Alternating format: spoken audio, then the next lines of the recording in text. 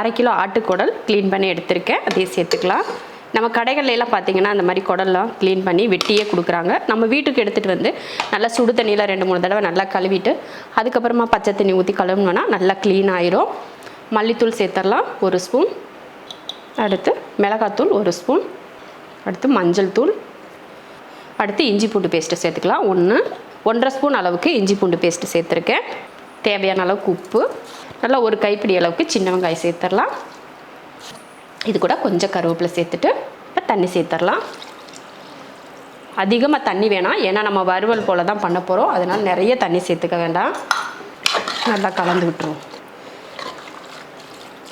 பாருங்கள், இந்த அளவுக்கு கரெக்டாக அந்த குடல் அளவுக்கு தான் தண்ணி ஊற்றிருக்கேன். மேலே எக்ஸ்ட்ராலாம் ஊற்றவே இல்லை. இப்போ குக்கர் மூடி போட்டுடலாம். குக்கர் விசில் போட்டு 8 விசில் விட்டு ஆஃப் பண்ணிக்கலாம். குடல் வந்து ஒரு 8 விசில் விட்டு ஆஃப் பண்ணிட்டேன். இந்த 8 விசில்லே நல்லா வெந்திருக்கும். இப்போ நம்ம வந்து இறக்கி வச்சுட்டு இப்போ குடல் வந்து தாளிச்சிடலாம். தாளித்து மறுபடியும் வேக வைக்கணும். இப்போ தாளிச்சிக்கலாம். எண்ணெய் காஞ்சதுமே ஒரு 1/2 ஸ்பூன் அளவுக்கு சோம்பு பொரிஞ்சதும் கொஞ்சம் கருவேப்பிலையும் சின்ன வெங்காயமும் ஒரு 150 கிராம் அளவுக்கு சின்ன வெங்காயத்தை கொஞ்சம் பெரிய சைஸாக வெட்டி சேர்த்துருக்கேன். இதை வதக்கிடுவோம். வெங்காயம் இந்த அளவுக்கு வதங்கினா போதும். பொன்னிறமாலாம் வதக்க தேவையில்லை. நம்ம வறுவல் தானே பண்ணுறோம்.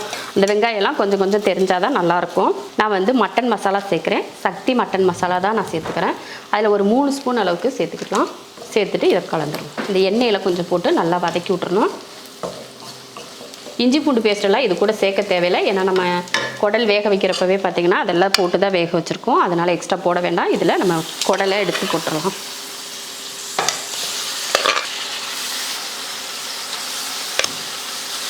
உப்பு எதுவுமே வேணாம். நம்ம முன்னாடி உப்பு போட்டு தான் வேக வச்சுருக்கோம். அதனால் உப்பு எதுவுமே சேர்க்க வேணாம்.